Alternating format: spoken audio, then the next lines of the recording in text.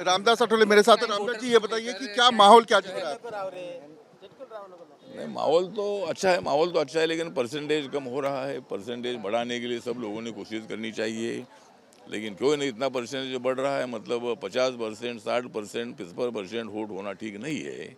कम से कम 70%, 80% से ज़्यादा वोटिंग होना चाहिए। सभी वोटर्स को मेरा निवेदन है कि भाई, ये तो मतलब लोकतंत्र का उत्सव होता है और 5 साल के बाद एक बार चुनाव आता है। और बाबा साहब अम्बेडकर जी ने जो संविधान दिया है, उस संविधान के मुताबिक अपना लोकतंत्र बहुत बढ़िया लोकतंत्र है और मैक्सिमम लोगों ने वोटिंग करना चाहिए। मेरा तो कहना यह है कि इसके लिए कानून बनाने की आवश्यकता है। हर आदमी ने कंपलसरी वोटिंग करना ही चाहिए। उसके लिए कानून बनने की भी आवश्यकता है कि भाई इतना वोटिंग कम होता है, 40%, 50%, 55%, ऐसा ये अच्छी बात नहीं है।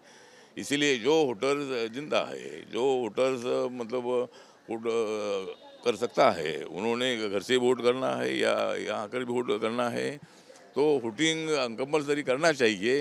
अगर इतना वोट कम हो रहा है तो मुझे लगता है कि पार्लियामेंट में इसके संबंध में कानून बनाने की आवश्यकता है। ये कल कल कल जो कल नहीं, एलिगेशन है उसको कैसे देखते हो? बिटकॉइन का जो एलिगेशन सुप्रिया सुले के अगेंस्ट है, उसको कैसे बिटकॉइन का जो आरोप लगाया बीजेपी ने उनके ऊपर, नाना पटोले ऊपर, इसकी जांच होनी चाहिए। और जिस तरह मतलब इस चुनाव में बहुत ही गड़बड़ियाँ हुई है, तो जिस तरह सुप्रिया सुले जी और नाना पटोले जी की पूरी जांच होनी चाहिए। विनोद तावड़े को भी पैसे बांटते हुए पकड़ा गया था, ऐसे हितेंद्र ठाकुर ने कहा। मुझे लगता है कि पैसे बांटते हुए बिल्कुल नहीं पकड़ा है। मतलब वहाँ हितेंद्र ठाकुर जी हमारे मित्र है, लेकिन हितेंद्र ठाकुर जी ने कुछ प्लान बनाकर, जहाँ विनोद तावड़े जी उनके न्यायिक उनके मित्र थे, उसको अपने बातचीत करने के लिए वहाँ गए थे और वहाँ पैसा बांटने का कोई भी वीडियो नहीं है, कोई भी ऐसा उदाहरण नहीं है।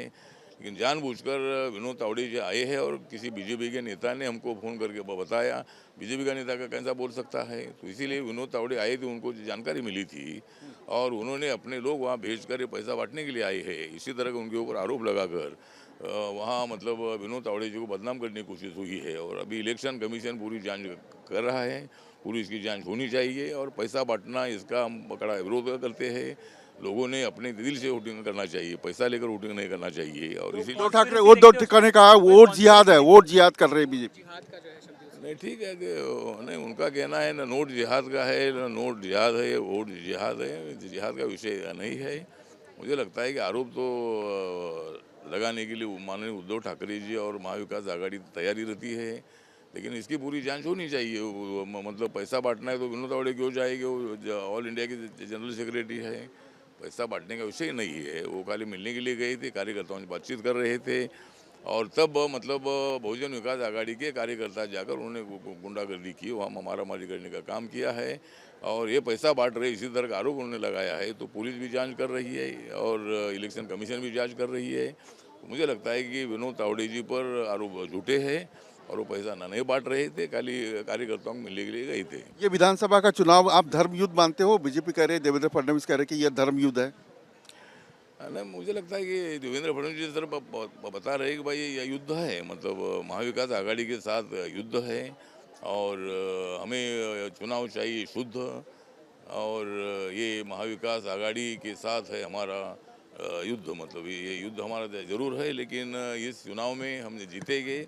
अच्छी सीटों को लेकर हम जीतेंगे, जनता हमारे साथ है, तो डरने की क्या बात है। क्या मुद्दे रहेंगे? आप कहते हैं कि महायुति की सरकार आ रही है, तो क्या मुद्दे रहेंगे? किस मुद्दे के ऊपर महायुति को? नहीं, मुद्दे तो रहे। अभी हमने काफ़ी महाराष्ट्र का विकास किया है, महाराष्ट्र के स्लम में रहने वाले लोगों के लिए भी सुविधा दी है, मुंबई का डेवलपमेंट अच्छा किया है, महाराष्ट्र के लिए 10 लाख करोड़ से ज़्यादा पैसा केंद्र ने दे दिया है और अनेक प्रश्न है। अभी इतना मैं बताना नहीं चाहता हूँ, लेकिन आखिरी सवाल, एक लोकसभा में जो नेरेटिव था संविधान बदलने का, वो क्या मिट चुका है, खत्म हुआ है? मुझे लगता है कि संविधान बदलने का विषय जो है, ये जानबूझकर झूठा आरोप लगाकर मतलब संविधान बदलने की भाषा कर रहे थे, लेकिन संविधान बदला नहीं जाएगा, लोगों को मालूम हो गया है और अभी लोग हमारे साथ है।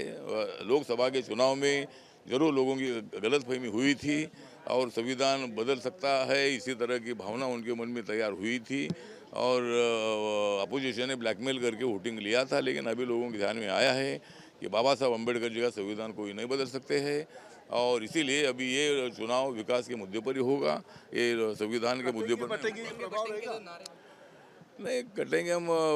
बटेंगे नहीं तो कटेंगे कैसा? मतलब हम तो बटने का विषय नहीं है, हमको सबको एक रहना है, देश को मजबूत करना है, सभी जाति धर्म के लोगों को एक साथ रहना है और इसीलिए अखंड भारत की जो बाबा साहब की संकल्पना है उसको लेकर हम आगे जा रहे हैं, इसीलिए सब ने एक साथ रहना चाहिए। कितनी सीटें जो है महायुति दावा कर रहे हैं?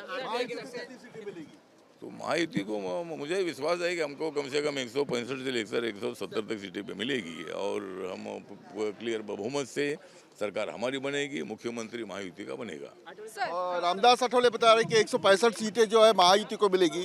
बटेंगे तो कटेंगे, ये जो नारा है वो फेक नैरेटिव बनाने का काम महाविकास आघाड़ी के नेताओं ने किया है। साथ साथ जो सुप्रिया सुले के ऊपर आरोप हुए, नाना पटोले के ऊपर आरोप है, उस बारे में भी रामदास आठवले बात की। वीडियो जर्नलिस्ट स्वप्निल के साथ विलास आठवले, न्यूज नेशन मुंबई।